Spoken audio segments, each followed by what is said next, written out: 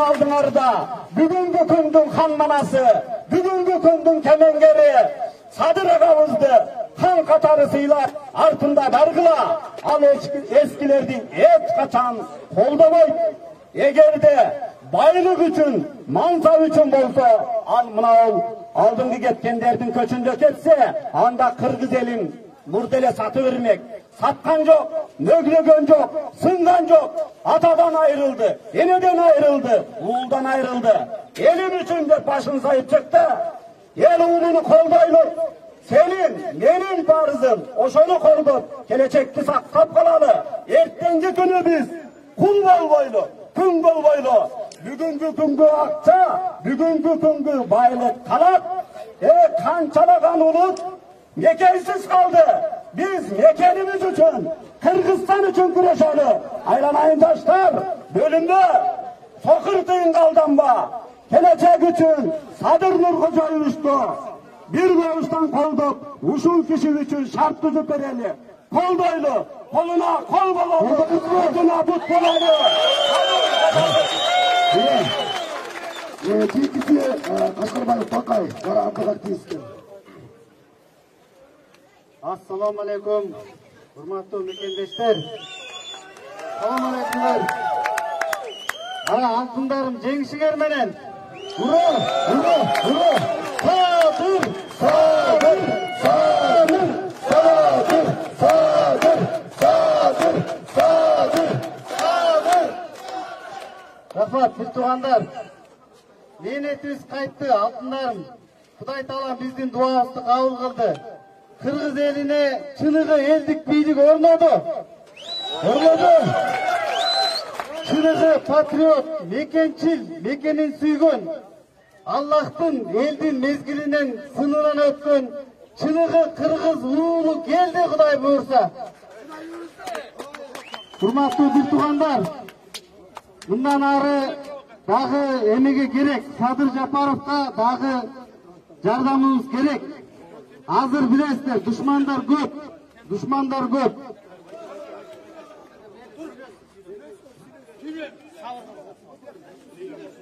Asla kalas, söz veriyoruz. Şimdi sabır kıttırızlar. Bir tuğandar, mındağılar, altındarım. Sabırduluk menen, iymanduluk menen, çın niyetimiz menen gana jеңебиz bulardı. Çındık biz tarafta. Alar akçaga tayansa, biz Kudayga gana Kırgız eline tayanabız. Hurmatlı bir tuğandar. Tüz.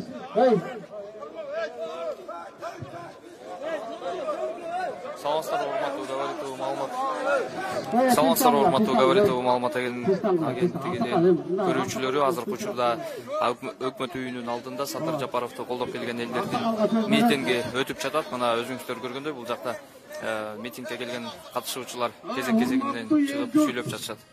Aylanayın gençler. Biz sizlerge eskerte gitmekçiyiz. Bizim kanalımızga, YouTube kanalımızga, Facebook'taki barакчаларыбызга катталыңыздар. Akıldıların doldu sovetlik olsun. Akıldıların sovetlik olsun. Mına görmedik. Bundan araya ki revolüsiya kılganız bundan burun. Kança bala öldü. Kança bala hazır var de 500-600 bala doktordan zaralı atar. Geçen televizyondan görmüştüm, kolun kesmettir bir balanın. Hile oturat. Biz içine Kudaydan korkalı, görüngöndün provokasyasına girmekle. Yaşlarga sovetlik bolsun. Takonda hazır yaşbalдар yürünsün içine.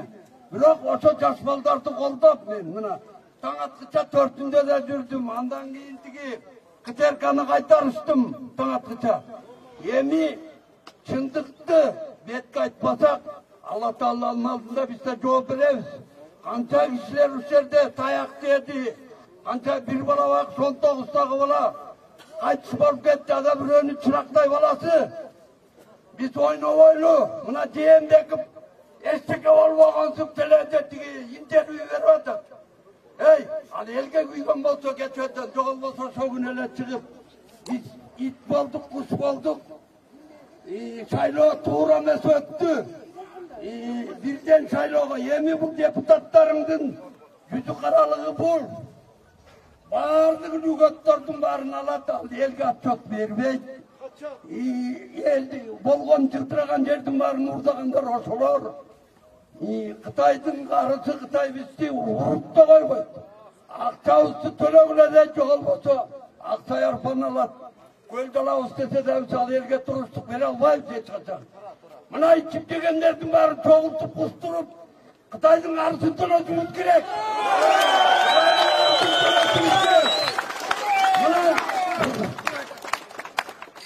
Üç-dört жолы депутат болғандар Қырғызстың жылтыраған жерінің барын прихваттастырып алған. Мына Қайыптың уағында Жұмалиев соттан ұтып алдым дейін. Сотты ошаның кіші денеңдір ойын ақшаға сатылған иттер. Шындықты сот айтпаса, шындықты біз айтпасақ, бүгін мына генеральный прокурорға атсам милицияларменен ешік тостырып, кируге болмайды деді. Елдің ақшасына салынғаны я. Ақайы ұрдап салдырған аны. Ошон үшін бүт ешіктер ашық болсын. Кейінгі депутаттарға шығыс керек. Істелмей қойдың бұл. Елге отчет бересіңде кет. Азыр қошомат қыл суағын дес. Барымыз бау жердемде жырғағанымыз келіп жерде жүреміз бе. Қалай айланайын ел жұрт. Шындықты бетке айталы. Bölünmekle. Kırgız ötümüz, ürkörse olgun elimiz. Murun katavağızın saltımından yaşaylı. Murun katavağızın çağırıp etken saklanların işleteli. Ayaktan sapıttı tuğrap. Anan altın erkeke teke olup, buy buka olup teke olup. Davay jaktılıkta. Oylamayın el. Yaşlar. Akılesi toktotolu. Buna o yerde amatı aksakaldılarını tanıysınız. Akayıptan beri deputat olup çındıklı söylep gelgen kişi. Buna uçunday kişiler çındıklı söylegenlerge prezidentin üstünen sovetlik kılalı gösterin çıkıp manda istettiğinde istedik. Buna kalıp sürgen kişilerden üstüne yemek kılgılar, kambiçe kılgılar.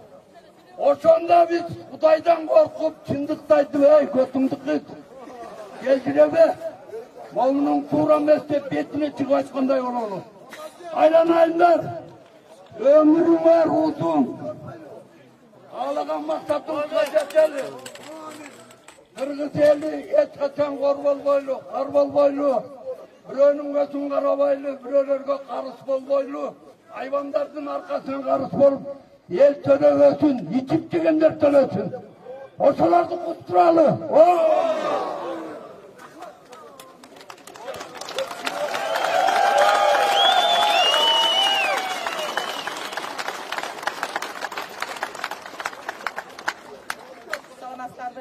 Ulu hurmatlı Kırgız Kalayak halkım, men uşu 1,5 aydan beri Mekençi Partiyasını koldadım.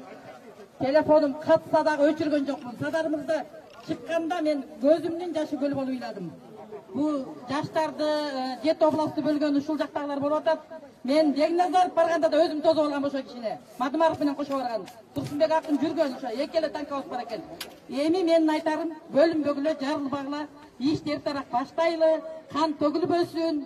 Әркімдің тілін ұқпағыла, Құдай қаласа бардығы жақсы болады. Садыр Мырзаға бір жоқ дегенде 5 ай уақыт берейді. Ушул мен айтарым.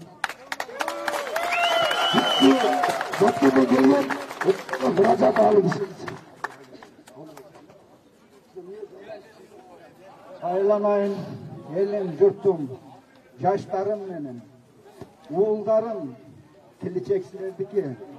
Мына Садыр Жапаров кечээ күнү biz mирный митингде катышканбыз. Айланайындар. Ошондо ал жигит айтышкан. Айланайындар. Мага тынч. Эчтемкени неме кылбай кайткыла деген. Айланайын. Балдарым менен келечексилердин колуңарда. Садыр иниме бергилечи. Ушул иштейин деп атат. Элим үчүн, жерим үчүн деп. Ошого укук бергилечи Айланайындар. Тоскоол болбогула. Ал жигит билет. Мени илгери атам айткан эле. başımды kesip turayım dep tursa da şындыкты söyledim. Men oba katışkanmın. Eki jolku tönkörüşke kaçkı, tönkörüş deysingер, revolюция deysingер. Birlik aymalşuu deysingер, ошого katışkanmın. Salgıda inimden nerni mitingde boldan. Aylanayınlar. Allah Teala'ga bir karagılaçı. Silerdiki, gelecek silerdiki aylanayınlar. Buna sizlerge iş deseler iştegiler. Kırgızım uşunçalık akçanın karzını batıp durat karzda. Aylanayınlar. Aylanayınlar. Gelecek silerdiki aylanayınlar. Başkanlıkı. Sevgili oldu. Keyinкisi Oğuzбаев Ulan, Eldik Kengешinin төрағасы. Söz беріңіз.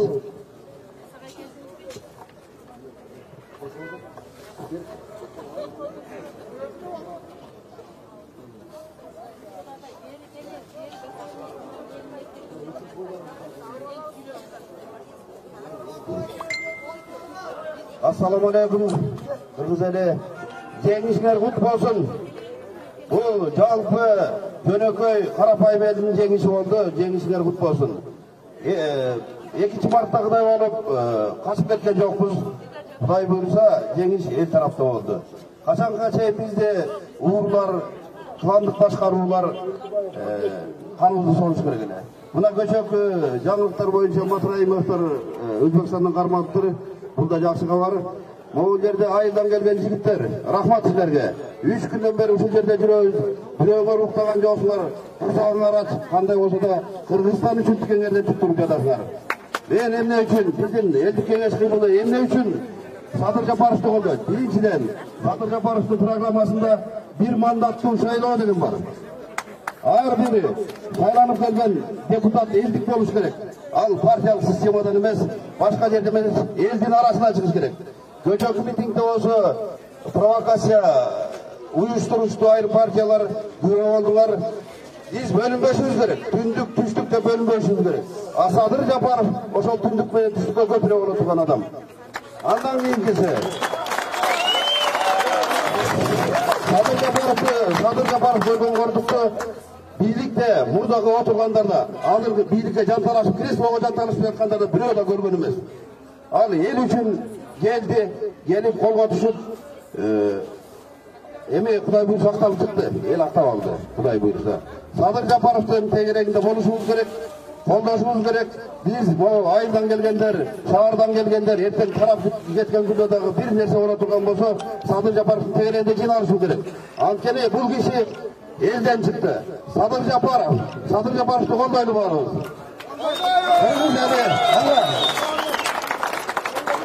Çünkü Жаштар уюмунун ишебетен чыгым коюу.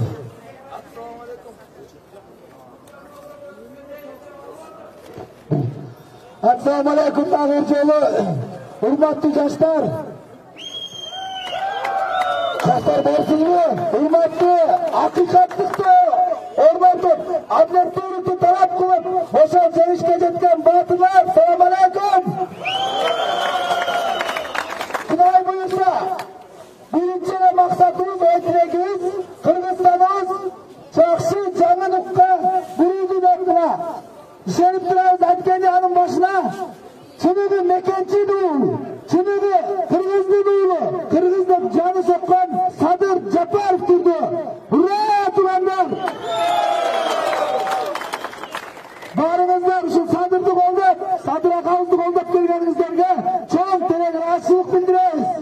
Bundan Sadır'da 100 yılda, 1000 yılda jaralçı insan, Kuday'ın baktısına jaralgan insan, özünün taktısına oturdu. Kırgız delim, Kırgız yurtum, suyunup kaşık boğat. Hurra hurmatlılar! Sadır! Sadır! Sadır! Sadır! İstakafesin kurdu etkisinin Maykevizdin söz buyup koyuyor. Саламатсыздарбы, мекендештерим. Бардыгыңар ушул жерде тургандардын көпчүлүгү балдарым болот экенсиңер, кыздарым болот экенсиңер. 3 инкылап болду деп атат. Элди күнөөлөп аткандар бар. Четит мамлекеттегилер да күнөөлөйт. Бирок баарыбыз тең билебиз. ынкылапка алып келген бийликтер өздөрү болуп атат. 20 000 киши чогулду десе 5 000 дейт, 5 000 чогулса 500 дейт. Ошентип атып элдин астына чыкпай атып, анан ушундай элдин жанагындай нараачылыгына алып келип, анан эртеси күнөөлөгөн туура эмес. Биз бүгүнкү күндө үмүт кылып аткан нерсебиздин бар тең эгердүү мамлекетте жакшы жашайлы, турмуштук жолубуздагы кыйынчылыктардын баары жок болуп туруп, бийликтер бизге шарт түзүп берсин деп келгендин баары болбой келатат. Манас атабыздын убагынан бери айтып келаткан сөз эң бүгүнкү күндө муктаждыкка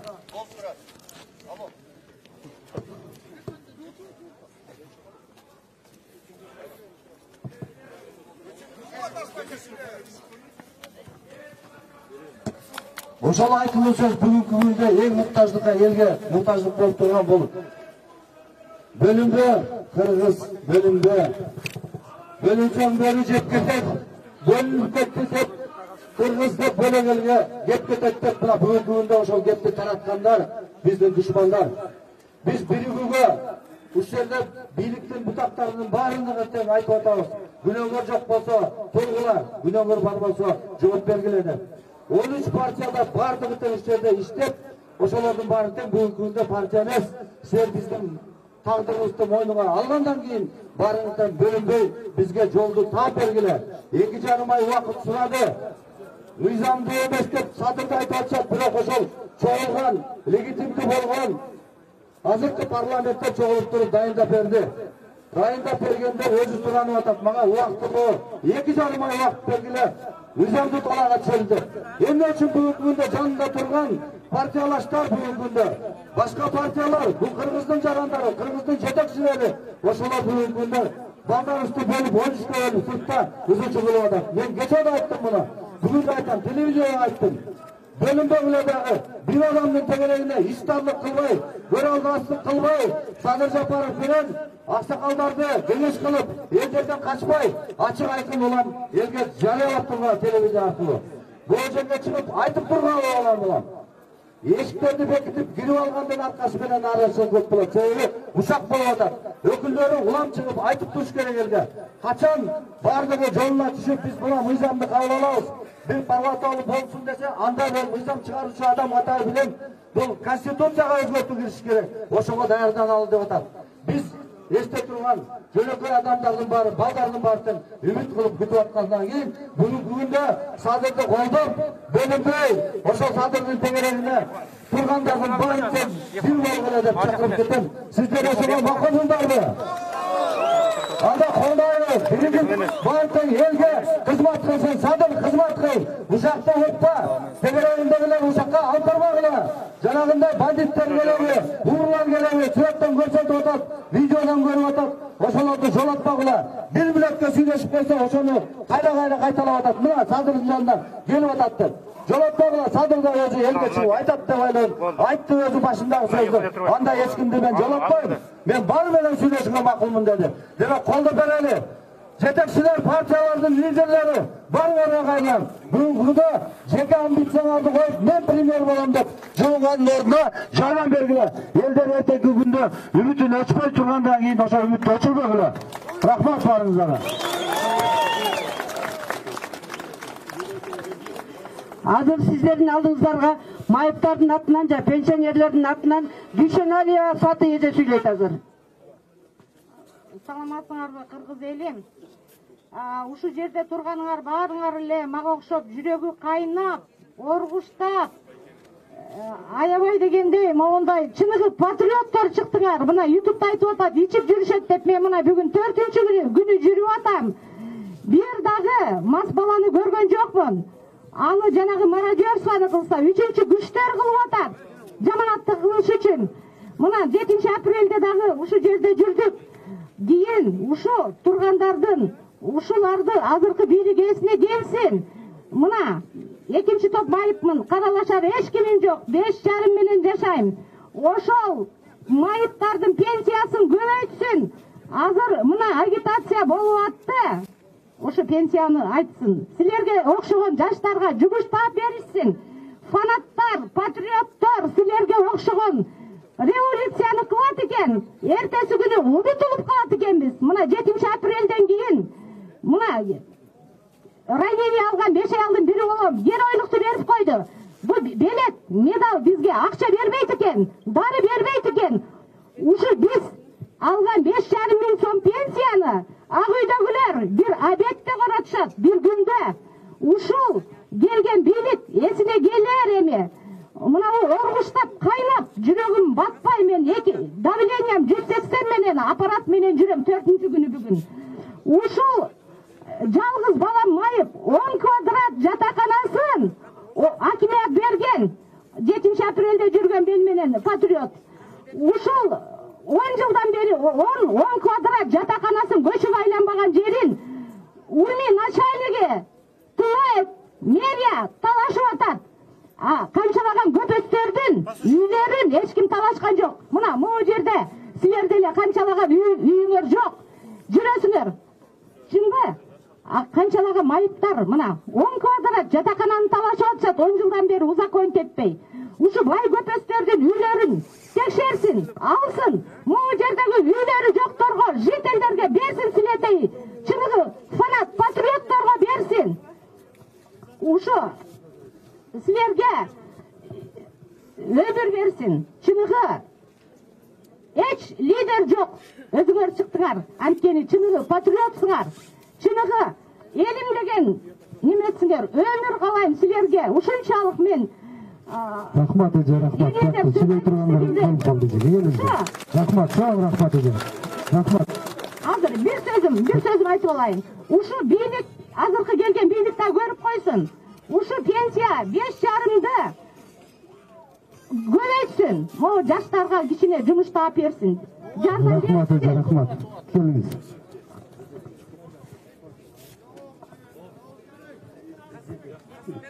Кансымбек Данияр Оштон келген жигитсилер.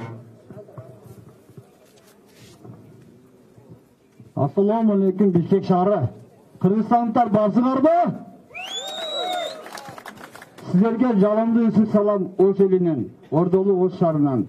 Бизде дагы Бишкектен кийин көп нерселер болду. Мырзахматов келди. Мыйзам таласынан чыкпайын деп ал деле макулдугун берип эме алган жок. Азыр бүгүнкү күндө Ош шаарынын мэри Талай Сарпашев. Сен мыйзам талаадан эч кимден чыкпашыбыз керек. Менин аты жөнүм Касымбек Данияр Үтбеков. Мен интернатта окугам, Ош шаарында Терешковада. Мени мамлекет баккан, мен мамлекетке карызмын. Кесибим боюнча юристмин мен. Сотто дагы иштедим, кийин азыр адвокатмын. Сиздерди айтып коеюн дегеним, кыргыз эли бүтүндүгүбүздү сакташыбыз керек. Эч качан бөлүнбөшүбүз керек. Себеби азыр бул күндө мына Садыр Жапаровдун ошол мезгилде мен 2012-жылы мына китеп жаңы чыкканда мен Бишкекке келип бир иштер менен, жогору сотко келип бир иштер менен келип жүрүп, инисиби, агасыбы билбедим, Дөөлөт Жапаровдон алгам, колунан алгам Дөөлөт Жапаровду. Ал жерде бул китепте майып балдардын, пенсиянын, биздин балдардын келечеги, карыздардын баардыгы чечилүүсү маселеси китепте, программада бар. Биздин сырткы карызыбыз 5 миллиард болду. Төрөлө турган бала дагы карыз.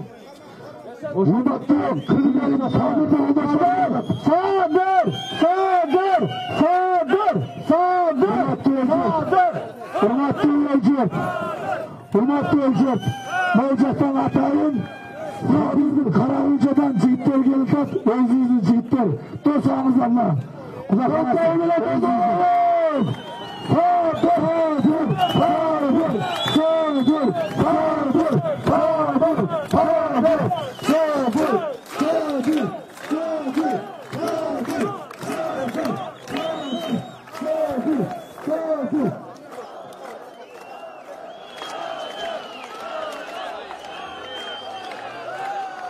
Атайын мен мектеп үчүн кайдыгер караган жигиттер атайын ушу Карагылжадан келиптир мына.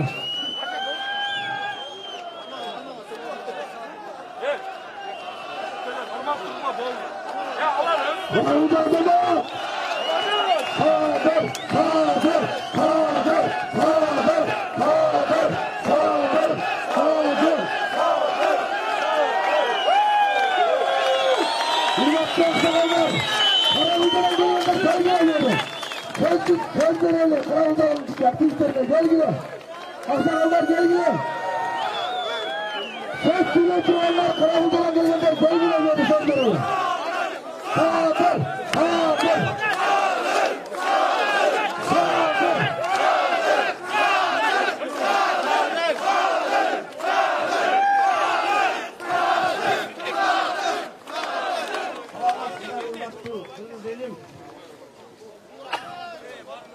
Sadır'da oldunuz mu?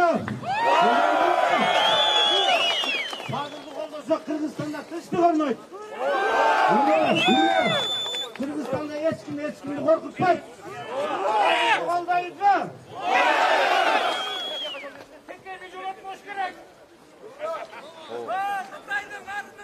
Assalamu alaikum, hurmatlı mekandaşlar. Biz Sadır'da olduk geldik, hurra! Bizge canavar çıkak bozulurdun gereği yok. Gereği yok. Bizge legitimdi birlik gerek. Hazır legitimdi Premier Minister Sadır Japarov. Hurra!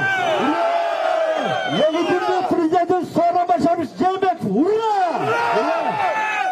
Kırgızistan tırıştık. Cana birlik kalsın. Hurra! Hurra!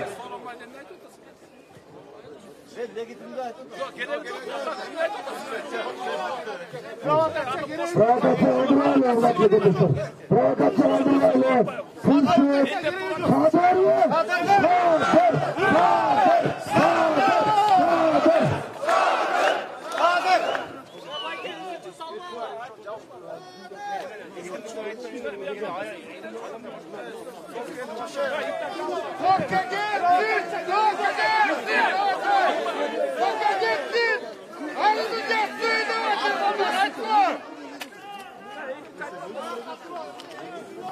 Savurduk oldayız mı? Hürmetli oğlum, kiyiki sözlü, Sartaf, Rakıska öğrenci, Üskül'den gelgen insanlar. Assalamu alaikum rahmatullah. Kırgız elim, aylanmayın Kırgız elim. Bizge degen Abi, bir gaz, bir aksakal. Bir gaz, bir aksakal. Turalı. Şimdi söz verelim. Bir aksakal diletin, bir gaz diletin. Turalı. Koldayız karıyor. Hadi oldu. aylanmayın Kırgız el, peşten kula. Kırgızistanımız kaçan kıynalıp yaşıyoruz. Bizde zavod, fabrikalar yok.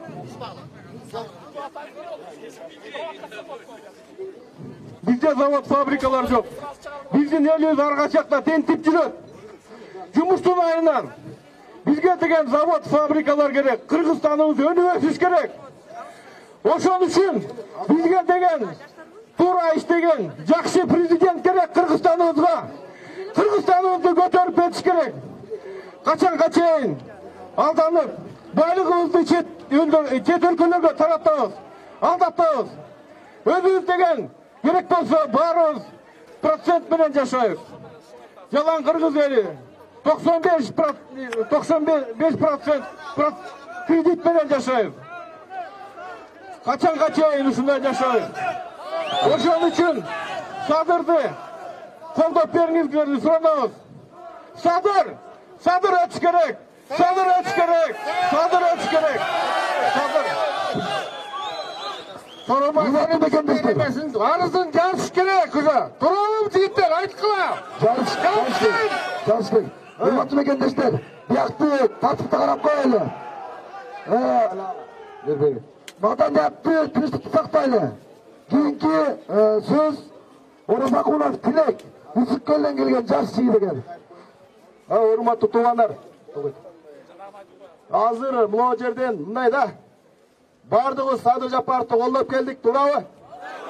Emi elдің kelechegi uchun, Qirg'izistonning kelechegi uchun Sooronbay Jeenbekov har qaysi yerga bekinib, jatib har qanday so'zni so'ylay. Qirg'izistonni qo'llasang, kelginde arsini жазып berib ketkin.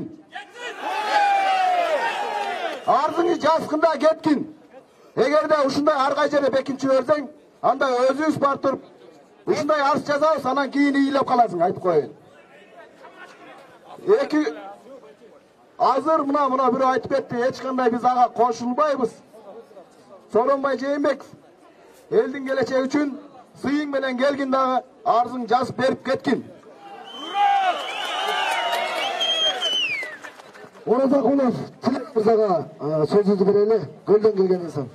Ассалаумағалейкум, қырғыз елім, қырғызстандықтар. Ассалаумағалейкум.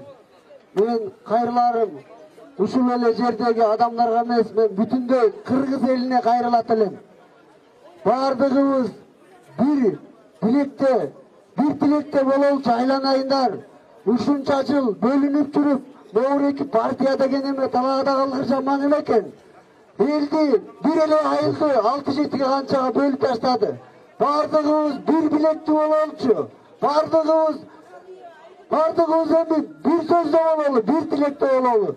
Emi aytarım, dağı başka çağımçıldar, bardığına ruh kulaçı. Sizler bardığınlar bir yerde Kırgızstan'da yaşavatkandan keyin Sadır Japarov, bir ele Sadır Japarov Kırgızstan'ın problemasını aytıp, oşol güyüp, ошол эле оңдоп кеткенге мүмкүнчүлүгү бар болуп көрүнүп турат го ушул жерде. Ошону колдоп албай эмне кылабыз? Туурабы? Ар кандай чагымчылдарды кыласыңар жанакыны менен. Жанакы тилек деген эмечи, тилек деген эме. Ал вообще ал деген Садыр менен тең тайлаш үчүн ал деген 10 жыл отуруш керек түрмөдө. Анан ошондо түшүнөт ал эмне экенин, Садыр эмне жөнүндө сүйлөп атканынчы. Sadır bütündür Kırgızstan'ın geleceğini ойлап атат. Mına karızdı emne, bar birimiz karızbız. Boyundağı, kiçinekey baladağı karız hazır bardığı. Birinci очередь ошону ойлап атат. Bütündür Kırgızstan'daki gembaylık toyunu orada ойлап атат ошону. Emni üçün emni düşünmeyiz ошону. Bardığımız bir oyda olup durup kolda olalıçı. Sadır'da koldayız mı? Sadır'da koldayız mı?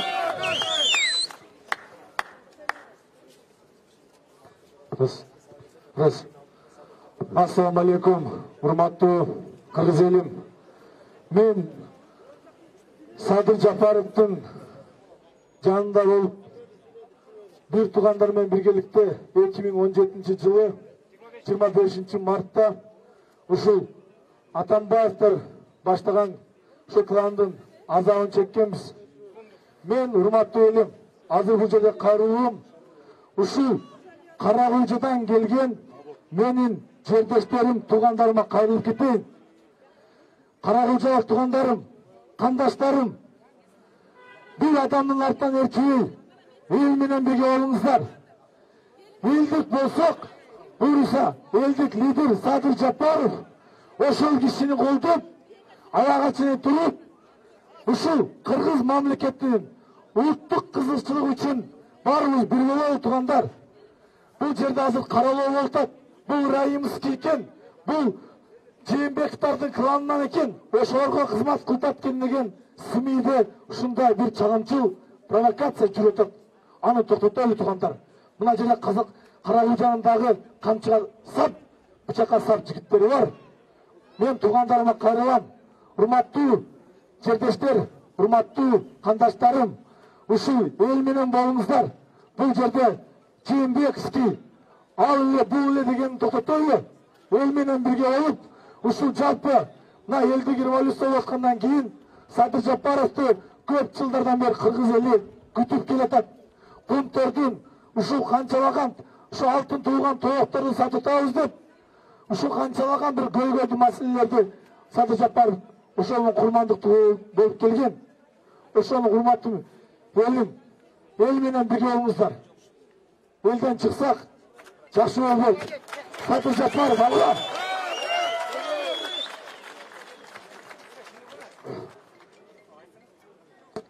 Keyingi sözlü Кушалиева Айгүл эжекебизге берели. Элдик активист. Всем добрый день. Я городской житель этой республики, города Бишкек, который устал уже от беспредела, который творится в нашей стране. И все, кто здесь собрался, я надеюсь, что вы пришли, как говорится, новым языком за ровное движение. А это, конечно, Сабыр-Байке. Это так? Я хочу, чтобы этот человек прошел вперед с нашей помощью. Ему нужна наша поддержка тоже. Один он тоже ничего не сделает. Нужно быть с ним до конца. Это так? Я не слышу вас вообще. За будущее наших детей. Здесь многие, у кого есть дети. Вы хотите, чтобы у ваших детей было грамотное образование? Вы хотите, чтобы была культура в нашей стране? Они без культуры, то, что творится сейчас в нашей стране, в нашем Белом доме, где каждый может зайти и туда харкнуть. Это неправильно. Будьте честными, умными. Если вы пришли сюда, идите до конца. У вас есть телефоны, включите прямой эфир. Позовите всех своих, всех знакомых, близких, объясните, разговаривайте, общайтесь, любите друг друга. И в первую очередь не входите то, куда зовут на той стороне. Нужно всех сюда звать. Кто с нами, я вас не слышу, что такие грустные? Почему нет женщин? Женщины в наше время тоже очень сильные. Где женщины? А? Давайте вместе, дружно позовем и пойдем за этим человеком. Садыр! Садыр! Садыр! Садыр! Садыр! Кейінгісі біздің кейінгісі чолпан деген сөз берелі. Баласын көтеріп алып келіп атайын. Саламатсыңар, урматтуу эл, мен уш жерде үйүмдө отура албай ушу күйүп быжып белим үчүн келдим уш жерге 2 балам менен. Адам ушта кароо жүрүп атат, кароо. Мен биринчи митингде келгенмин, могу эменин астына келгенмин, өзүм жалгыз мамама паспорт алам деп алдап туруп үйдөн чыкканмын. Кечки 8ге чейин уш жерде болдум. Ошакта тамтаңдап жана жапы келиштер чуркап жүрөт, мас болуп алышып. Эч ким эч нерсе чечкен жок, жөн эле элди эптеп кармап уш жерде отурушту, эптеп элди алдап. Мен уш жерде кечки 8ге чейин туруп жана бомбежкасына чейин чыдап уш жерде турдум, мирный митинг болот экен деп. Садыр Жапаровду алып келди, ош жерден эл шайлады. Эмнеге элге против чыгып атат азыр? Могу Акаев, Сурабалдиева дегендер көрбөйлөрбү? Эмнеге против чыгып атат? Портфель талашып отурушат. Например, ошо Сурабалдиева, Акаевдер, например, месси жетсе, эмне үчүн, например, ЦИК деген жокко чыгарды, жокко чыгаргандан кийин отуруп өлбөйсүңбү четте?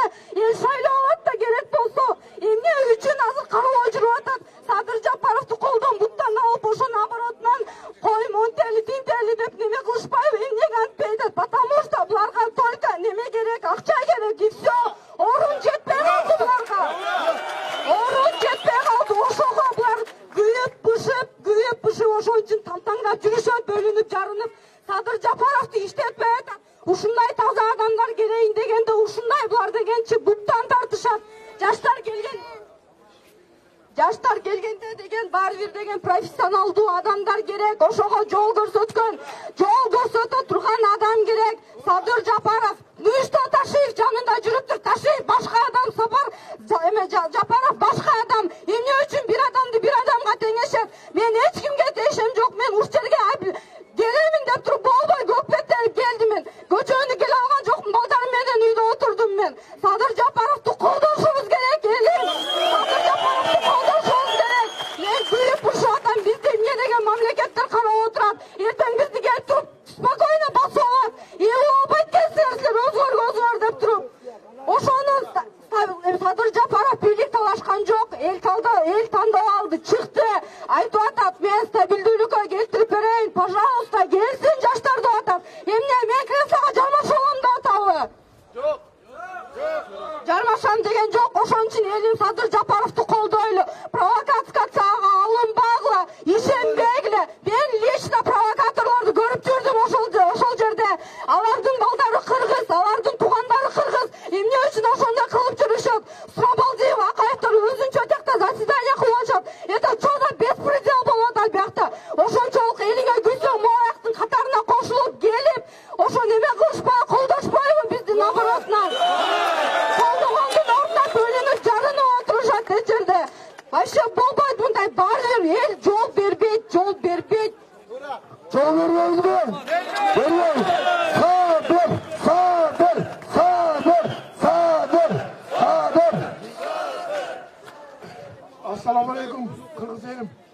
Барсыңар, барсыңарбы? Кыргыз элим ушу биздин ушу күндү биз 30 жыл күткөнбүз ушу чындыкты. 30 жыл ушу бийлик тейлеп камап келген чындыкты чыгарбай. Ошо чындык бүгүн чыгып кетти камактан. Ал Садыр бар жерде чындык адилеттүүлүк орнойт.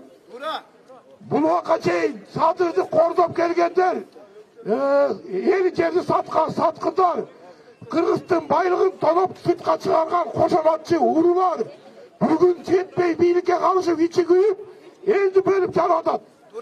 Ошо элди бөлгөн жарып жаткандарга жанагы Текебаев айтып коеюн, өзүнүн сөйлөгөн сөздөрү бар, интернетте карасак чыгат.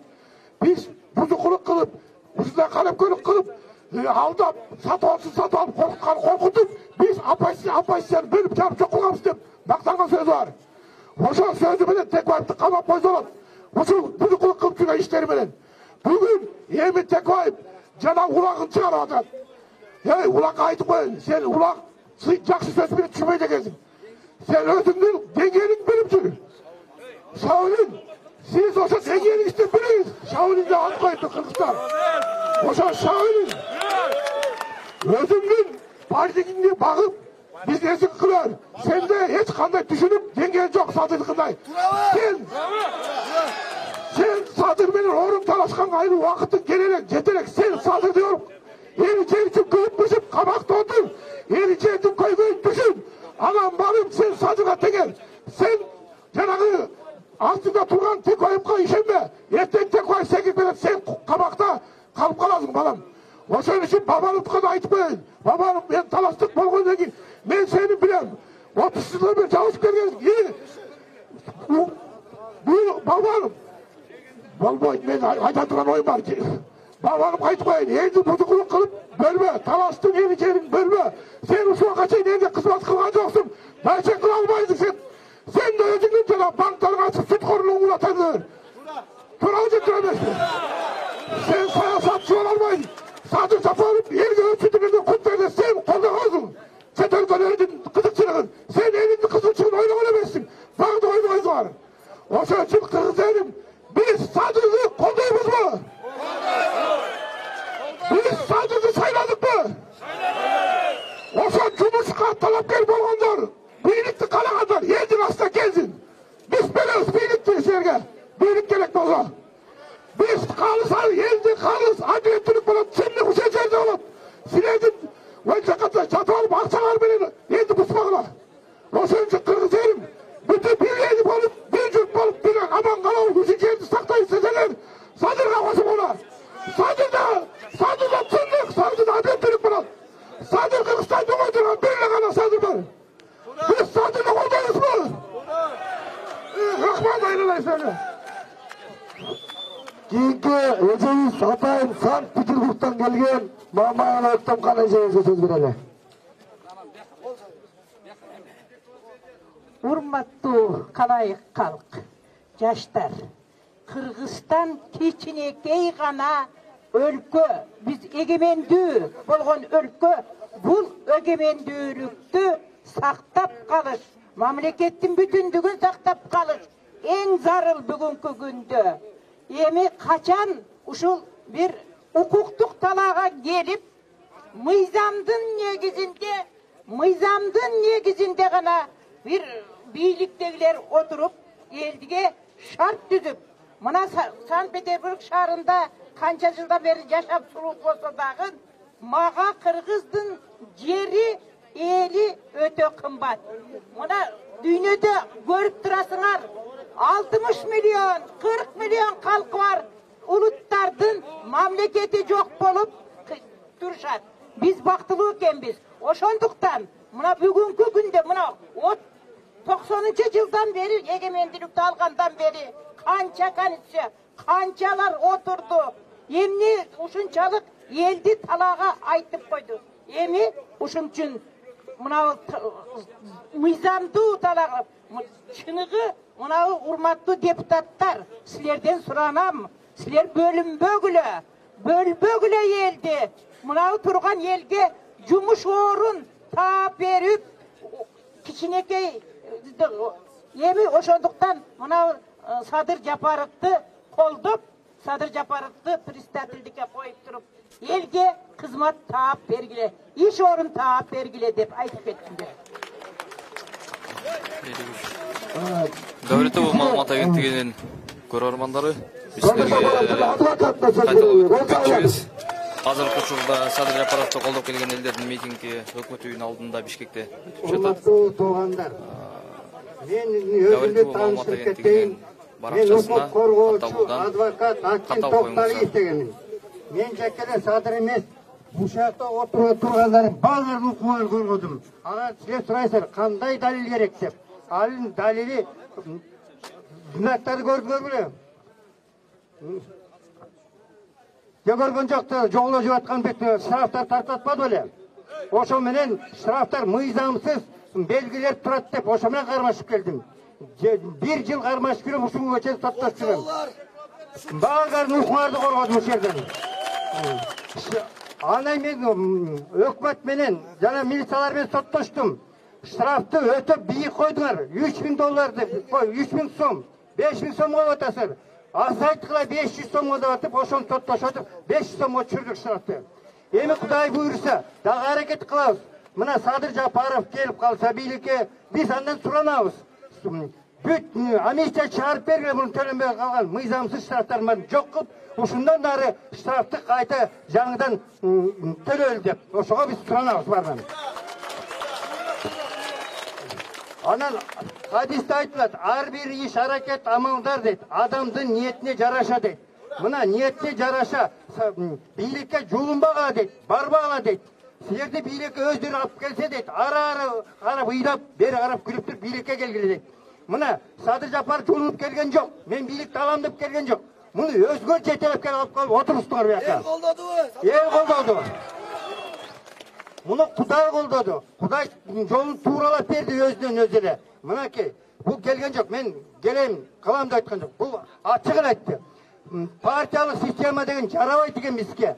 Себеп дегенде үйдү 3-4кө бөлүп таштайт экен. Бирин-бирибизге душман кылып таштайт экен дейт. Мына азыр эле канча партиялар турат, бирин-бирибизди каршыкырдай болуп, бирин-бирибизге карап атабыз. Эгер ушу партиялык системаны биз жок кылсак, баягыдай эле бир-бир шайлоодун ар бир округтан чыгып туруп шайласак, ошондо бир туугандык кылып тыңдарын шайлайбыз. Билимдүүлөрдү алып келебиз. Азыр эне партиялык клановый система бандиттер келип атат, ОПГсы келип атат, бизнесмени келип атат, базар кому келип атат. Билгени да, билбегенде де, билимдүүсө билимсиз баардыгын келип отуруп, бар депутат болуп, мына өзгөр күбө болдуңар. Мына баардыгын бийликке жулунуп келгендин баарын аягын көрдүңөр. Ким кантип бийликке келсе, ошентип бар кетип атышат. Садырды өзгөр көрдүңөр, ачык айтты. Эгер мени депутаттар шайласа дейт, мен бийликке келемин деди. Отурайын, элдин иши аткарышын жардам берейин деди. Мен өзүм жулкунуп келбейм, бийликти албайм деди. Мен мыйзамдуу жол менен гана өткөрөм деди. Эми көрдүк дейт, 2 жол болуп, 2005-жылы жанында Координационный совет курулган дейт. Акыркында дагы 14 киши партияны жыйып отуруп, 14 жакка бөлүп кетти Кыргызстанды дейт. Биз андай кылбай дейт, биримдиктүү бололу дейт. Мен силерден ушу суранарым, баарыбыз бирге бололу. Партия системасы чоңолсун, Садыр Жапаровго жүктүктөрдү, ошол Садыр Жапаров аягына чейин чыгып, элдин укугун коргосун. Эң биринчи элдин укугун коргосун. Андан кийин, эгер элдин укугу корголсо, ошондо гана биздин экономикабыз өсөт, көтөрүлөт. Аны келип алып эле биз бийликке алабыз, биз алабыз деп антип жумунган деле болуп аткан. Мынакей Кудай Таала өзү берди бизге Садыр Жапаров. Садыр Жапаров. Садыр Жапаров келсин. Рахмат, туугандар.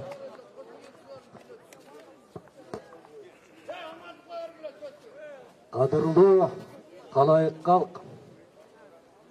Жашасын Кыргыздын баатыры, эр жүрөгү Садыр Жапаров. Силер билесиңер, айланайындар.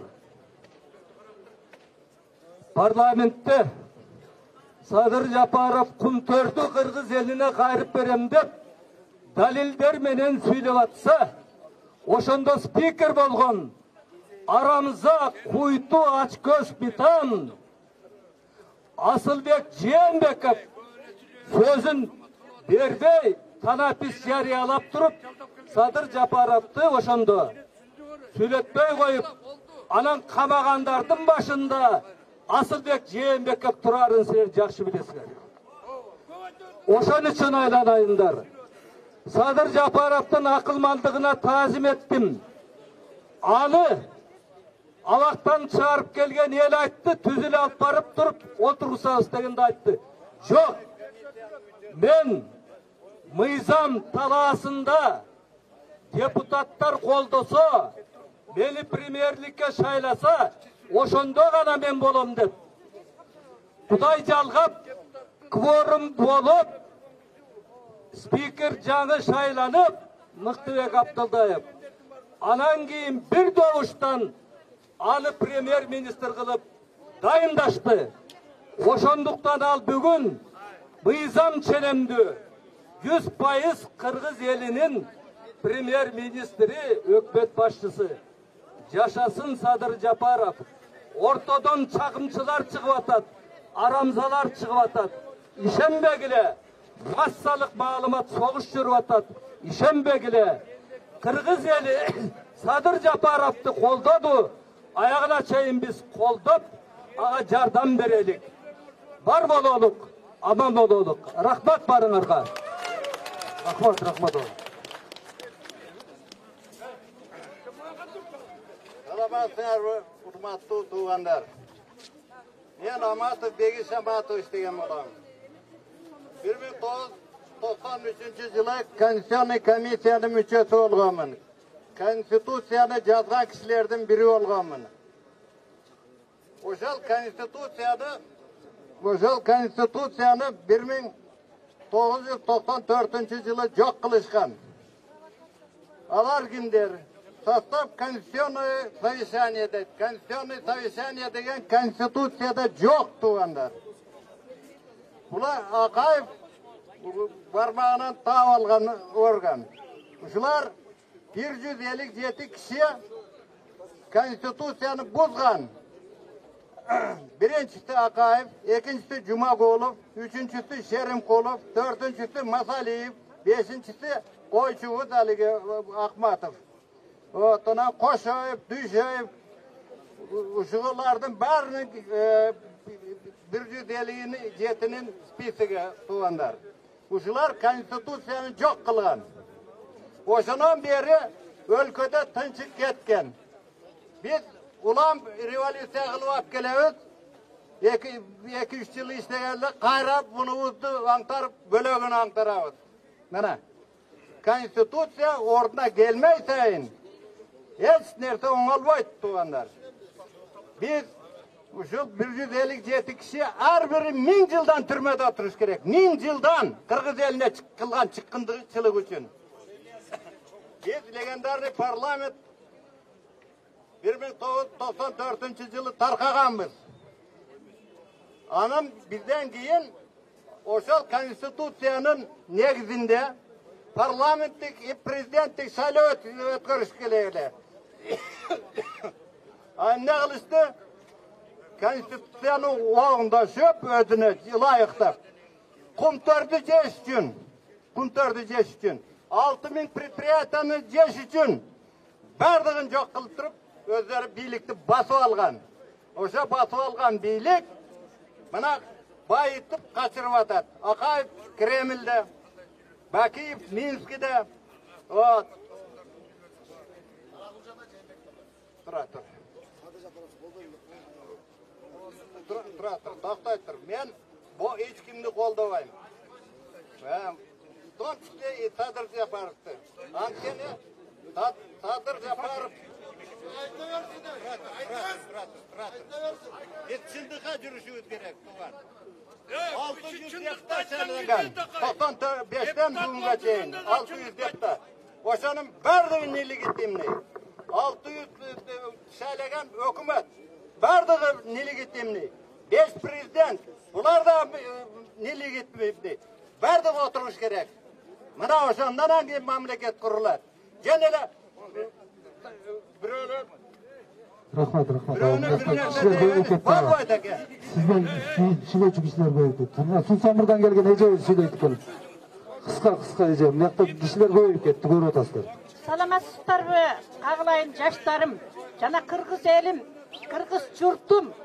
Баарыңыздарга Суу Самырдан салам айтамын. Себеби Суу Самырдактар барбы? Жумгалдыктар барбы? Суу Самыр өрөөнүнө, жумгал өрөөнүнө анча-мынча акын катары белгилүүмүн. Мырзагүл Керимбекова деген. Баарыңыздар билесиздер, мен телевиденияга деле чыгып жүргөм. Анан кийин ошон үчүн мен балдарга чакырык катары келдим, акын катары. Эми баягы Жээнбеков болсо, Сооронбайдыңа мен башта эле Сокур деген ат койгом. Жээнбеков эми баягы жаштарга берди кесекти. Эми Сооронбайды жок кылыш керек, баарын тең. Анан ошон үчүн мен сиздерге чакырык катары эле ыр жазып келдим, садага кетейин деп. Жаштарым, келечек силердики, баарыңар болгула жанаң эстүү, ылгагандар жолобогула дебегиле, улгайгандар жолобогула дебегиле, жардам берет, түптөгө өнгөнгө мамлекетти өтө курч жашсыңар, жаштык кылбагыла, улгайганды адамдарды деле тыңдагыла, үлгү алгыла, Расаков окумуштуу чоңдордон бүтүп турат бакыт таалай бүт алдыда, бүт бийликти жаштарым колго алгыла, миң мерте ыраазымын баарыңарга, Суу Самырлык акынмын, пенсиям аз, кошомот айтпай аз чыкканмын пенсияга. Кошоматчылар, байлар көп алышат, кошомат кылбаган кедей мендей кур калышат, пенсия жетпейт дармада, жалаң эле жүрөм, айла жок канча. Акындан бата берейин жаштарыма, Кыргызстанды гүлдөткүтө баарыңарга, Сооронбайдан приказдарым бүт талкалап, ыргыткыла баарын тең таштуу сайга. Өмүрүңөр жаштарым көк арчадай көктөсүн, көз аткандар жаштарыма жетпесин.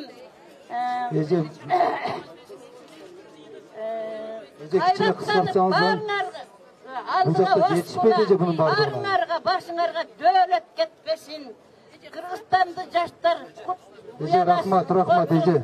Садагалар, мына азыр. Башыңарга бүт консун. Билимдүү болгула баарыңар. Жашыңар 80-90 100. Садыр Жапаровду колдойсузбу? Рахмат. Кыргыздар бере керек, берсе керек, келсеңер бере керек. Аяка бөлүнүп жарылбай эл жаман ойлоп атат. Буякта активисттер дагы бар алдыда. Активисттер дагы сулар, жакыныраак келгиле. Жаштар чогулалы буяка, Жапаров деген адамдар келгиле бере керек. Өзөрбай уулу Алабек активист кишибизге сөз берели. Ассаламу алейкум, урматтуу кыргызстандыктар. Бүгүн Кыргызстандын чынчылдары жана патриоттору чогулду деп мен ишенем. Мен сиздерге бир нерсени эскертип коеюн, урматтуу кыргызстандыктар, бу жерде чогулгандар дагы эмес, баардык айылдардагылар. 2015 жылы СДПК фракциясынан акча таркатып өтүп келген Жанар Акаев, Элвира Сурабалдиева, Момбетовдор эмне унутуп калды 5 жылда? Кыргыз эл унутуп калды же ошону? Батыраевдарга, Сооронбайга ошолор үйөткөн акча менен элди сатып алганды. Бүгүн айрандан чыккан ак кашык болуп атышат алар. Унутпагыла кыргыз элим ошону. Мен булардын азыр элдин арасында кандай адамдар экенин бар экенин билбейм. Кааласа мени өлтүрүп кетсин. Мен бу жерде үй жайым деле жок. Садыр Жапаровду колдоп токтогулдан мен келдим. Туугандар, ар кандай күчтөр балки мен артынан түшүшү мүмкүн, мен аны ойлонгон жок дейсиңерби? Менин да башым бар ойлоно турган. Бирок менин жанымды аябайм бул чындык үчүн. Чындыкты айтышым керек. Туура түшүнгүлө туугандар. Мынакей баланын өзүнүн арабазын араң тартып калды го ушул бийликтин тушунда. Өзүнүн каражанын араң сактап калды. Бийликтен кеттим деп араң кутулду го туугандар. Ушунчалык кызыңдуу күчтүү бийлик болду го. Эми бүгүн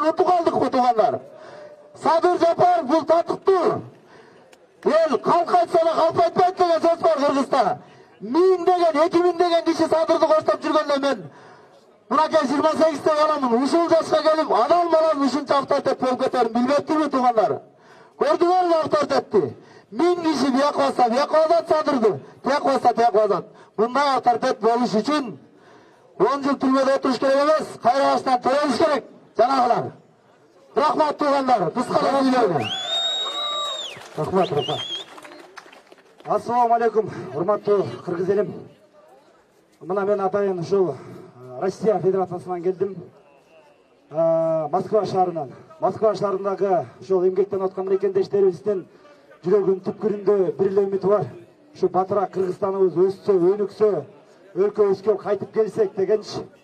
Ар дайым биз эмне деп айтып келебиз? Биз улуу элбиз. Биздин тарыгыбыз кенен деген менен биз өзүбүз айткылачы ушундай улуулукка жете алдыкпы? Бөлүнгөнүбүз бөлүнгөн. Мен айтар элем, урматтуу кыргыз элим, бөлүнбөйлү. Биз үчүн азыр ынтымак керек. Биз үчүн азыр мамлекетибиздин бүтүндүгү, өлкөбүздүн эгемендүүлүгүн чыңдап, өзүбүздүн эркиндигибиз үчүн күрөшүшүбүз керек. Жана ошол айтарым, мына эл колдоп, эл өзү каалап атат, мисалы үчүн Садыр мырзаны. Эл үчүн абдан чоң эмгек кылган. Андыктан мен айтарым, ушул мына эл тандаган өкмөт болуп атканына байланыштуу, мен дагы ошол Садыр мырзага айтар элем. Урматтуу Садыр мырза, сизди эл каалап эл тандап атат. Мына биз эл. Андыктан ошол жаныңызда мисалы үчүн тегерек столдон 80%-ин жаштар түзсө, андан 20%-ин мындай бир советтик болуп, билимдүү, тажрыйбасы барлар түзө дегенде каалайт элек. Биз кур сөздөрдөн, кур убадалардан, баягы эски жүздөрдөн чарчадык. Аябай чарчадык. Колдойсуңарбы? Колдойбуз. Сабатыр. Бийикке жетиш үчүн билим керек бизге. Мына биздин дагы бүгүнкү күндө ар жерде бөлүшүп, кимибиз туугарыбызды билбей жатканыбыз бул биздин билимибиздин аздыгынан болуп жатат. Ошондуктан бүгүнкү күндө биз басымдуулукту билимге, ынтымакка жадашыбыз керек. Бул жерде бөлүш бийлик талашпай. Ошондуктан урматтуу кыргыз элим, келгиле мындай ынтымакка келели, билимдикке келели. Айткылачы гана. Мына дүйнө жүзүнө тентип кеткен элдерибиз, Казакка, Кытайга, Тажикке берилип кеткен жерлерибиз. Ким ойлойт аларды? Азыр убактылуу тыйкыл алганга, бир орун алганга талашып атабыз. Келгиле, бардыгыбыз биринчи очерет, бийлик эмес, ынтымакка чакыралы бардыгын. Урматтуу менен мен Бекмамат Алымбеков. Аман болуңуздар. Рахмат. Рахмат.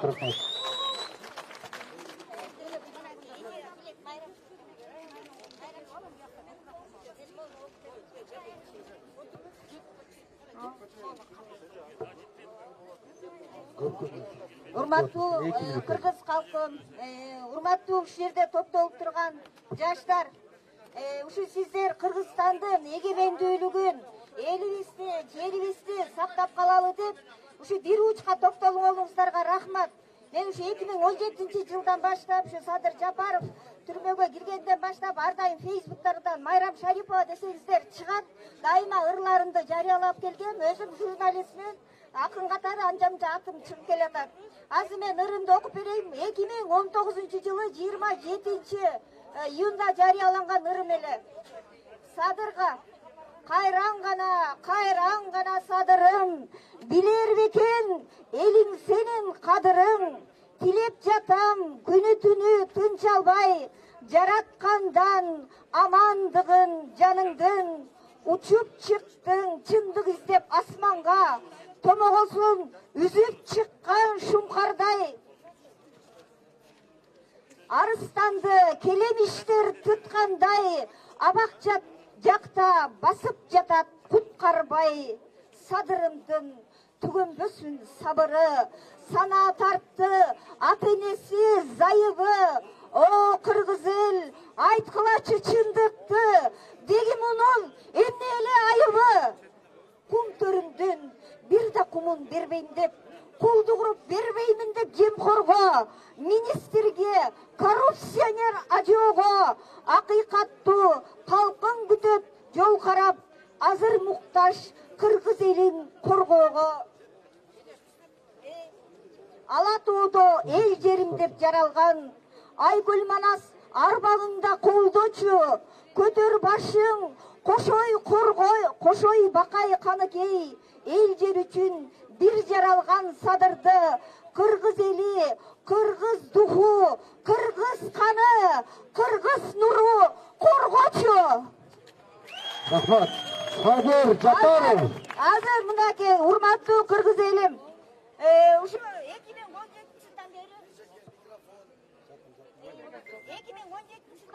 2017 жылдан бери ар бир кыргыз жашпы, карыбы, даже бешиктеги баладагы Садыр Жапаровдун түрмөдөн чыгышын күттүк. Эмне үчүн күттүк? Кумтур сатылбасын деп күттүк. Баткен жери Тажикстанга өтпөсүн деп күттүк. Акбашы жери Кытайга өтпөсүн деп күттүк. Биз ушул үмүттөрүбүз акталыш үчүн Садыр Жапаровду мына кече айтып атышат. Легитимсиз премьер-министр болдуңуз деп журналист, кечеки кичинекей журналисттер жооп берип атат. 6 депутат эмес, кыргыз эли бүт премьер-министр кылып колдоп атса, эмнеге үчүн легитимсиз? Ушул саат, ушул мүнөттөн баштап Кыргызстандын премьер-министри болуп, легитимдүү болуп жарыяланууга мынакей укуктуу. Азыр мынакей тарыхка бир карайлы. 2005-жылы Кууловду түрмөдөн чыгарганда Бакиев алдап премьер-министр кылып туруп өзү ажоо болуп алган. Азыр ошондуктан азыр президент кылышыбыз керек. Садыр Жапаровду президент гана кылышыбыз керек. Премьер-министрлигин керек ала бергилиң. Сен өзү премьер-министр боло бер, биз президент кылып шайлап алабыз Садырды. Шайладык президент. Кымбаттуу менин кыргызымдын алтындан ардактуу арыстандары барсыңарбы? Биз мына мен телевизордон кече күнү көрдүм. Садыр Жапаров өзү чыгып айтты, мага бийликтин да кереги жок, байлыктын да кереги жок. Кете турган жерге, өлө турган жерге анын эч нерсесин алып кетпейм деди. Бирок ушунусуна мен абдан ыраазымын. Менин могу жерде турган алтын ушул эки кыргызымдын кайсы гана жеринен болбосун ушу жигиттерибиз колдоп ушу жерге келди. Шайлоо туура эмес өткөнүн билип туруп элибиз ыйлады.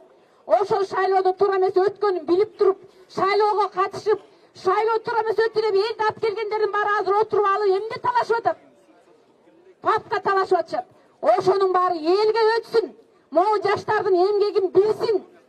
Алтын, менин алтын арыстандарым, кандай гана жерлерде жүрөсүңөр, ушу кыргызымдын жигиттери, башыңарды көтөрдүңөр.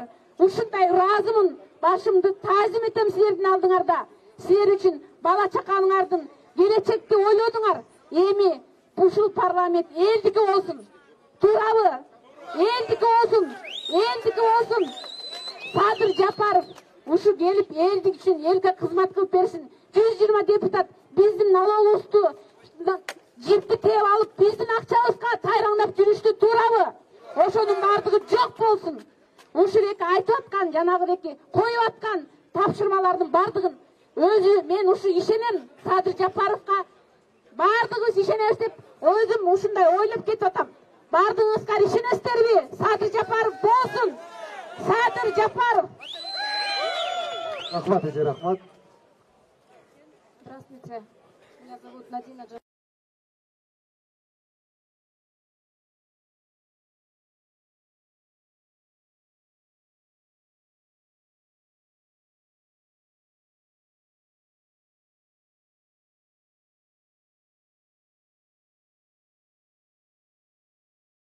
Лет.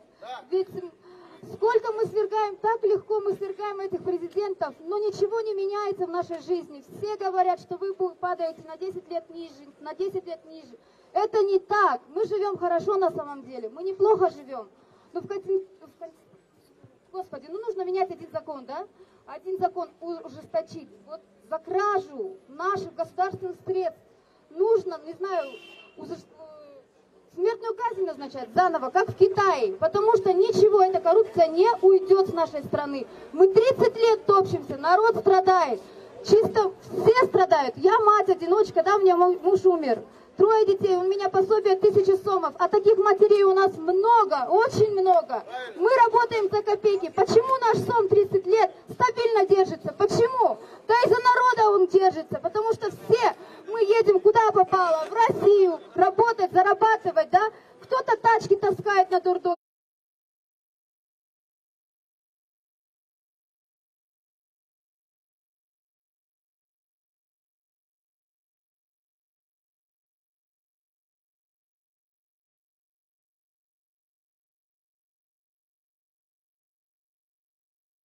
Кто что может, то и делает. А что в государстве? Милиция недавно получала только 12 000 сом. И что? Да, мы деремся против своего же народа. Они также люди, они рабы нашей системы. Нужно менять систему с корня.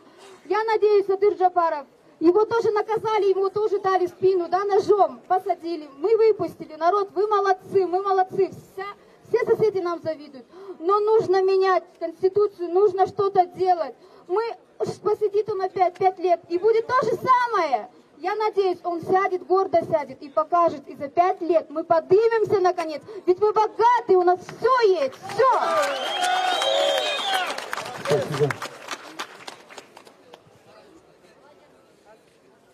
Assalamu alaikum.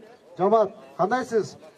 Вот кече сүйлөп атат, Суралдиева, Жанар Акаевтерчи, алар чыгынчыларда ата мекендин кишилери. Табы?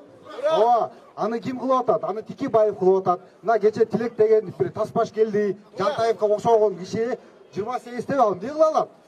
Мына биз баарыбыз Садыр Жапаровду колдойбуз. 2005-жылдан бери кумтор маселесин көтөрүп атат, ошол эле көтөрүп атат. Андан киши эч ким иштей албайт да. Азыр баары иш Тикибаев баштап атат да эмелери менен. Атамбаев менен кошулат, Бабанов менен кошулат. Ошо Бабановдор менен кошулуп, ушул эмели Тилек Токтогазиевди вообще киришпеш керекпиз да бакачы. Биз только Жанар Акаев эмени Садыр Жапаровду эле колдойбуз. Туурабы жамаат? Садыр Жапаров! Колдойбуз! Садыр Жапаров! Рахмат. Кыргызым, жигиттер, ким ушул жерге повязкалары болгондор ушул жерге келип бере керек туруп берсеңиздер. Азыр Садыр Жапаров келе жатат, ушул жерде коопсуздугун карап койгонду сураңыз. Кел.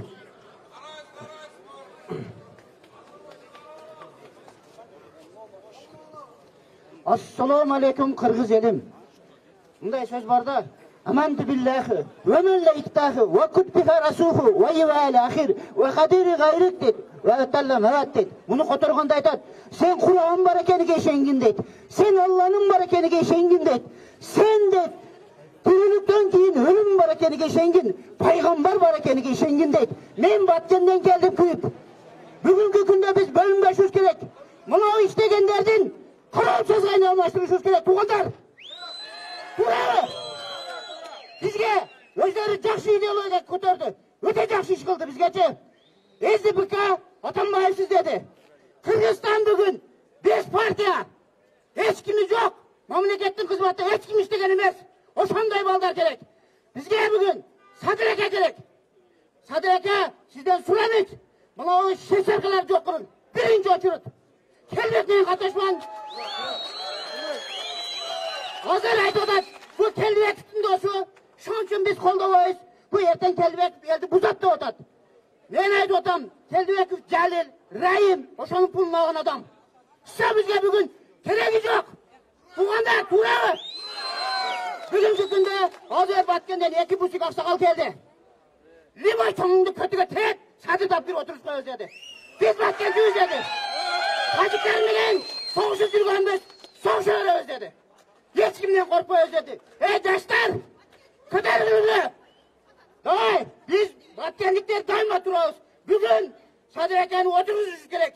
Ertengi kurultay, başkası bizge gereği yok tuğanlar. Biz bugün legitimdülük, birlikte dersiz gerek. Durağız tuğanlar. Peki mi? Birikeyiz. Çağımcılara bolmaylı. Tuğanlar, kendi saktaylı, yerde saktaylı. Bizden üç öyle prensip var. Birinci prensip, bir partiye kessin gün bolup, bizge gereği yok. Batken çetkende gün bolup kessin. İkincisi, gençler kessin. Üçüncüsü, Toza Kırgızstan için. Tuğanlar, kötörülgüle bardınlar, oynangıla. Бұл елдік революция oldu. Еркекçe революция oldu. Бұл өзden ақша жейді. Biz Amerikan pul olған жоқпыз. Бакиевтің уақыда 35 миллион менен білесіздер. Америка пул беріп 6 ай оқты, Бакиевтер Ақаев қуды. Тура ма? Темір Сарифтар келіп тұрып, 100 миллионды алып тұрып Россиян пулыны. Бакиевті қуды. Бакиевтің жанында тұрған СМБ, милициянын сотрудниктері, обстановка стабильный. Елеңдіке стабильный қаяқтан бияқтан не болса. Қаяқ болып отады бияқшы. Қаяқта стабильный болды туғандар. Бүгін көзімізді ашайық. Мұна нақты еркекше революция oldu. Бүгін тазаланбасақ, біз жизнь тазаланбайыз. Білгіле, мұна Садырды неге қаматты? Садырды шоқ достары қаматты. Неге Ахматты жаманатты қылып отады? Ахмат, біздің Бурхан Фарзбектен $200,000 ғанекей губернатор оғынға. Мен өзің ойлам, мен $200,000 бергеннен кейін комбайнға оқшап бар жоқ жеп керем да Турау. Турау азы пұл бергеннен кейін жейсіңдер да туғандар. Турау балдар, қарағылы балдар. Biz ақ болайлы, таза болайлы туғандар. Biz бана көрдіңдер. Анан біреу осы кеш айтты, Садырың қамалып шыққанда дейді. Мен айттым, Сталин қамалған дедім. Ленин қамалған, пайғамбарлардың жарынан көбі қамалған дедім. Ей, ел ақтасын бұл кісінесі. Азыр туғандар, бірігейік. Америкте жүрген майда шүйделер, құтқол қарлашмайлы қойғылар. Жаман боласыңар. Ат шығылы, еркекте сөз. Biz дағын таяр біз. Түнді күштік қылып бөлбегілі. Biz екі құштың қанатуыз. Biz қанатты құш ұшалауы. Ешқай қабар әлбәйді, ұшалбайды ғашышы. Оқылыңармен боғыла туғандар. Бүгін көтерілейлі. Жақшы қылып тұрып чадыр әкені бүгін отырғызып қойылы. Официальный интервьюсын бердірейлі. Батасын алайлы елдім. Бізге тыныштық керек туғандар. Шын жасқа кейін жасап келдік, дауын жашай өреміз. Рахмат. Рахмат. Урматтуу кыргыз элим, азыр мына жерде жаштар бөлүп алып, башка партиялар акча таратып атыптыр, андай кылып атыптыр. Ошону ээрчегенге чакыргыла жигиттер. Ушул жерде кыргыз элим мына артта туруп алып, ар жак бер жакта сүйлөшүп алып, мынчадан акча берип атат, анчадан акча берип атат.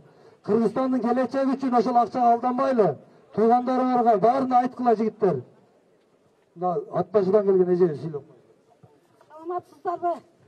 Мен ушу жерге 3 эле суроо менен келдим. Мен киммин?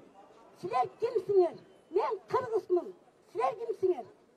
Мына ошо кыргыз деп жашаган, кыргыз деп күйгөн Садырды колдоп алыш үчүн келдим. Мен 2 мартта да келгеним. 5-ден бери ушул жерде жүрөм.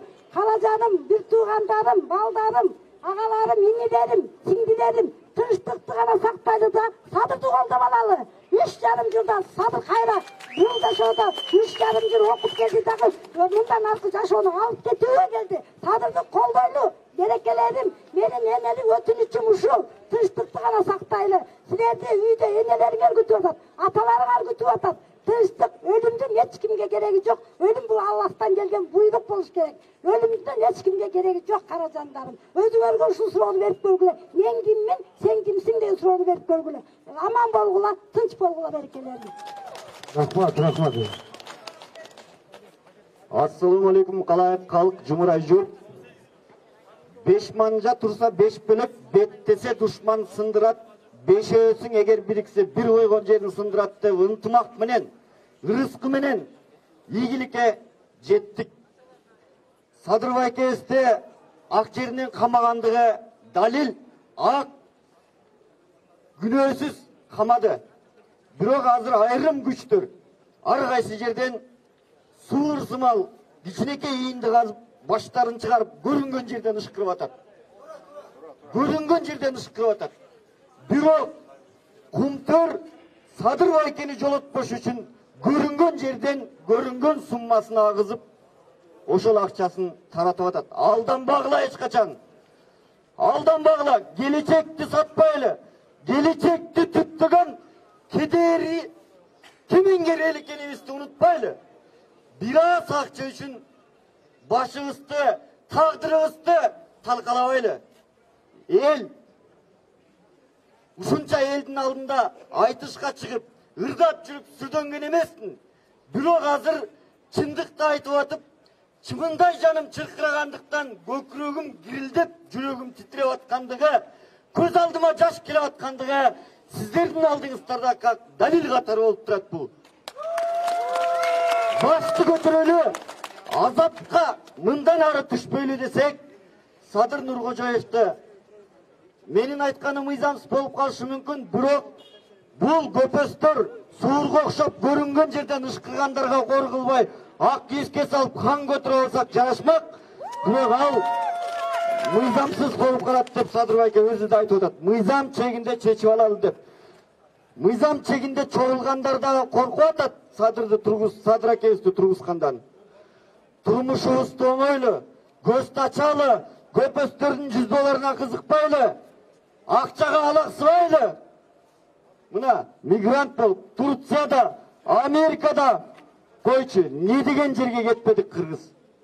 Көтөр башта улутташым кандашым, улуу намыс көкүрөктө кайнасын, кыран манастардын тукума кулга айланып турмушунда калбасын деп Зайырбек Ажыматов айткан.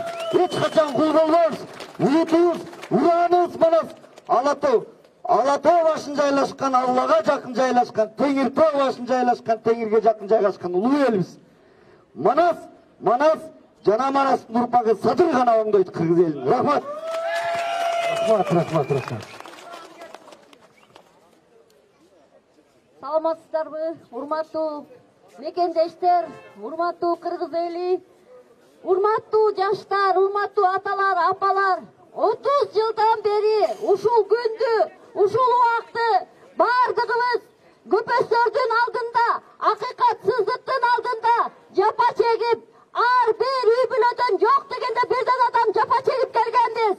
Колубуздан эч нерсе келбей, мына бүгүнкү күнү Кудайым буйруптур ушул күндө эл кадырлаган, эл сыйлаган, эл барктаган Садыр Нуркожоевич Жапаровду чыгарып мына Кудай коткосын премьер-министр болду.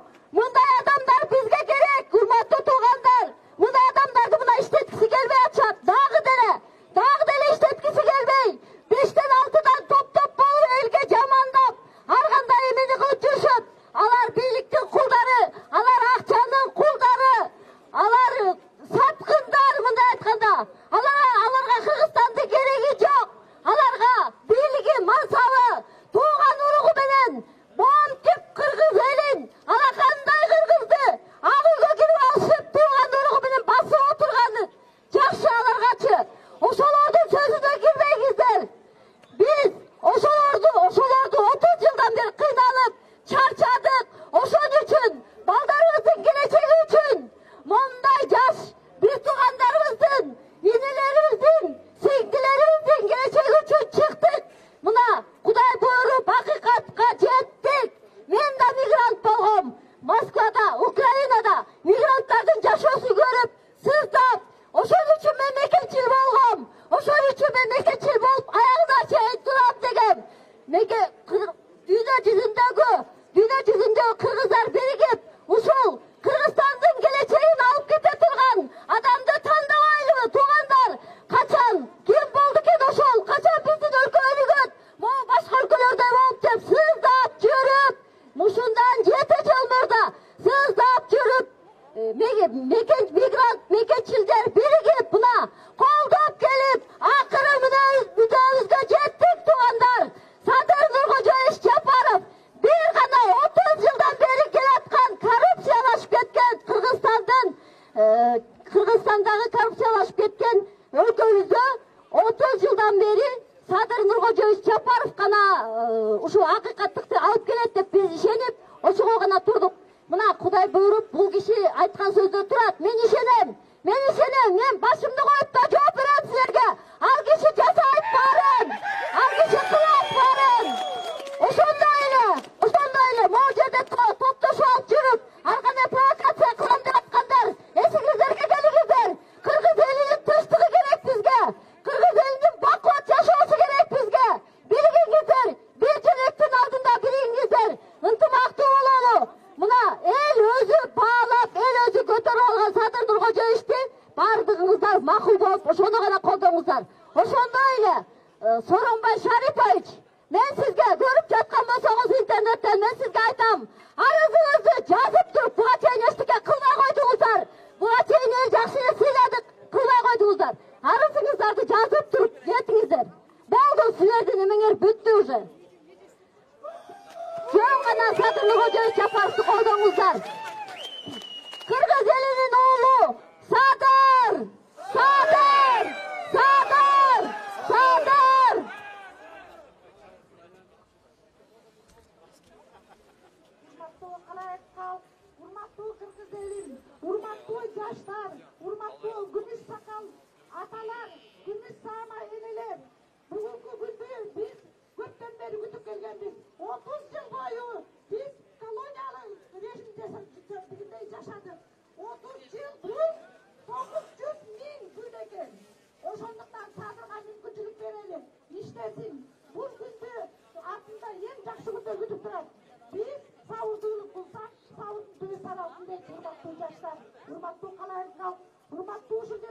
аталган жалпы кыргыз элинин кыргыз мамлекетинин элдери мынакей жакшылыктардын күндөрү келет. Кудай буйруса Садырдын артында эл турат. Анан кийин мына көчөгө болгон туура эмес жарылууда балабыз могу жерде бир бала турат, мама апасы менен. Ошого азыр Садыр Нуркожоевич келсе, ошо кандайдыр бир жардам күтүп атат. Келди. Шумага турган жаракат алган секип.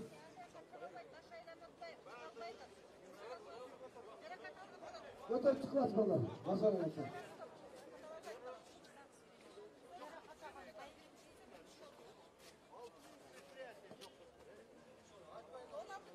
Кыргызелим колдоп коелу.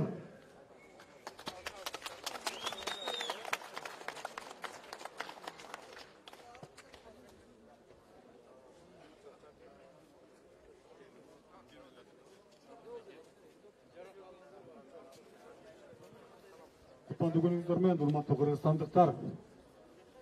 Ушул жигит, ушундай жаштарыбыз өтө көп жарадар алгандар болду арасында өткөн күндөрү. Ушу акыркы 5 күндөн бери бардыгыбыздын күн түн жүрөгүбүздү сокконуп, бир гана Кыргызстандын алдыга карап өнүгүшүнө болгон күйүт болду ичибизде. Өзүм тааныштырып кетсем, менин атым Бектур, Аламбек районунан 5 күнгө айрым тургуну болом. Буга чейин 8 жыл мамлекеттик кызматта иштеген. Ушундай жалаң адилетсиздиктен, коррупциялардын көрүп, мамлекеттик кызматтан четтеп, акыркы 3 жылдан бери өзүм чарбачылык иш алып келем. Мен айтып кетер дегеним, эң негизгиси Кыргызстан билимдүү болсок, түндүк, түштүк бул эч качан бөлүнбөстөн, ал нерсени кыргызстандыктар бардыгы тең эле жүрөгү менен түшүндү, сезди, билди, ушу бөлүнбөшүбүз керек, баарыбыз бирге болушубуз керек экенин. Эң башкысы алдыдагы максатыбыз биздин алдыдагы максатыбыз азыр ар күнүбүз өзүбүздү тарбияласак бардыгыбыз тең. Сүйлөгөнүбүздү, турганыбызды, басканыбызды, келечекке болгон кадамыбызды, ал эми мамлекетте карагандай ишканаларга аракет жасап аткан адамдарга кайрылуум. Ошол бир кызматка бараарда өзүңөр суроо берсеңиздер, мен ошол тармакты тартып кете аламбы алдыда?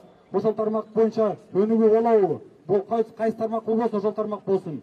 Мен Садыр Нуркожоевичти мен эч бир партияга иштеген эмесмин ушул убакытка чейин.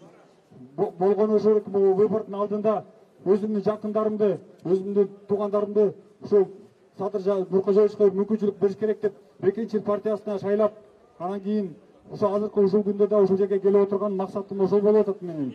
Мүмкүнчүлүк берели Садыр Нуркожоевичке. Азыр чынчылдардын арасында опыты, тажрыйбасы жетиштүү, акылы, билими жетиштүү инсандардын алдыңкы катарында турган адам. Кудай буйрса, Садыр Жапаровичти, Нуркожоевичти колдоп коелу.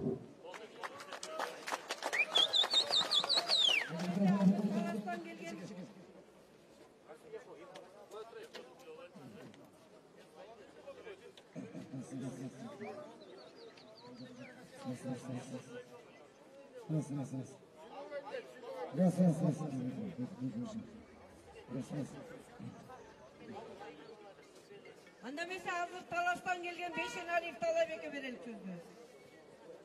Урматтуу туугандар, урматтуу кыргыз элим, биз мынакей ушул шайлоо болот дегенде Таласта 100 бала келген ушул жерге. Биздин артыбыздан да канчасы келген билбейм, келген. Мына шайлоо туура эмес өткөндүгүнө байланыштуу мына дагы муну да элге кайрылып жатат. Садырлап келген ушул Таластан. Урматтуу туугандар, бөлүнбөйлү, ярмайлы, түндүк тиртик болбойлу, баарыбыз бир бололу. Мына ушул Садыр Нуркожоевичтин мынакей түрмөдө канча жыл жаткандан бери мына баарыбыз көрүп келатыр. Ошол Садыр Нуркожоевич менен чогуу да жүргөнбүз. Мына бул жерде Осмон деген бала бар, көп балдар бар, баарыбыз чогуу жүргөнбүз. Ушунун отурганына да канча кейдик, канча кайрылдык. Эч кандай натыйжа чыккан жок мунун эмесинен. Мына энди алдактын көзү түз экен, мынакей мунунтуп биздин немелер чыгып атат мына. Енді не дейсіз, урматтуу туугандар, бөлүнүп жабылбай мынакей ушул Садыр агабызга мынакей неме тийген экен бийлик. Енді ушуну көрөлү, урматтуу туугандар, бөлүнүп жарылбайлы, жанагы ортодо жүргөн бөлөк партиянын немелер элди бөлбөгүлө, жарбагыла. Мунунтип башка өлкөлөргө кеп болбойлу, башка өлкөлөргө сөз болбойлу, урматтуу туугандар. Ушул Садыр Нуркожоевичти колдойбуз баарыбыз. Урматтуу туугандар, мынакей мен дагы Таластын атынан бир нерсе сүйлөп коеюн силерге мынакей. талашта деген мына бу жерде кандай болсо тиякта да жаштар жер үй деген жерибиз бар биздин. Урматтуу туугандар. Жер үйдө кен чыгат, алтын чыгат. Мына ошону даярдашып биздин Татынакай тоону, Татынакай жерлешти талкалап булар алтын алып атат өшөрдөн. Баштан эле алтын. Бизге зыяны, уусу өшөрдөн келет. Мына канча деген чоңдор мурункулар мынакей. Мурунку бийликтегилерге айтып коеюн, мурунку бийликтегилер. Мынакей үшүндө эле кетип каласыңдар, мынакей биздин жерлерди, Татынакай жерлерде ошол жер өзүңөрдүн да жерлери керек болсо, силер коргойсуңарбы? Бул таластыкы, бул оштуку деп, Бизден ошол азыр талкалап ошолда жаштар бар талкалап таштаган ошол жерде. Азыр ошол жаштардан бирөө жарым каматта турган болсоңор, эгерде бирөө жарымына иш кошпой турган болсоңор, биз толук талаш чогулабыз айтып коеюн. Толук талаш чогулабыз. Биз силерге кайра жара көрөбүз. Биздин жерлерге тийбейли. Кыргыздын жерлерин сатпагыласыздар. Мен силерге ошону айтайын деп келгенмин. Садыр Нуркожоевичти колдойбуз баарыбыз. Садыр дегендер мынакей, балалар базарды. Рахмат. Саламатсыздар, урматтуу кыргыз элим. Менин атым Саламат.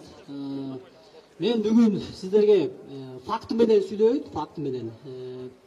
Атамекен партиясынын жана провокация уюштуруп аткан Атамекен партиясынын чыныгы жүзүн ачып коеюн. 2010-жылы 27-июнда бизди ең когалагы менен коркутуп, өзгөчө кырдаалга карабай, масалык иш-чара уюштуруп, шашылыш референдум өткөрүп, анан партиялык мафияны алып келген кийин Өмүрбек Текебаев туугандар, турабы?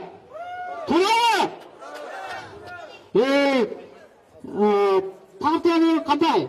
Эл өкүлү деген депутат деген кандай? Депутат деген өзүнүн районунан, эл тарабынан шайланган адам гана депутат болот. Ошону гана элдин өкүлү дейт туугандар, турабы? Анан партияны bir 300 000 доллар алып, анан шайлап өзүн шайлап алгандарды депутат дейт, эл өкүлү дейт. Анан биз самозванец деп турабы туугандар? Биз партиялык мафияга каршыбыз. Кыргыздын жерин саткан, каркыран саткан кимдер? Партиялар туугандар, турабы?